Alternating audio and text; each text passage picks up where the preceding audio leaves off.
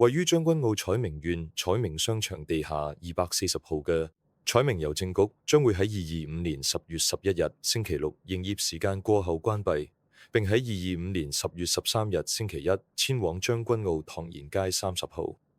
將軍澳政府合署北座1樓繼續營業，同時改名為唐賢街郵政局，營業時間保持不變。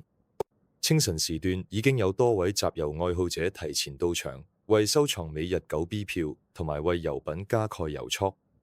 喺郵局正式營業前，現場已經聚集唔少市民同埋集郵人士排隊等候進入，整體秩序井然。從現場情況嚟睇，儘管人員集中，但氛圍熱烈且有序，既體現咗市民對舊郵局嘅關注，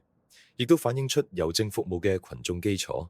新遷嘅唐賢街郵政局將會喺10月13號星期一正式開業，結合舊局關閉前嘅市民參與度同埋新局嘅硬件升級，預計開業當日仍然會吸引大量嘅市民、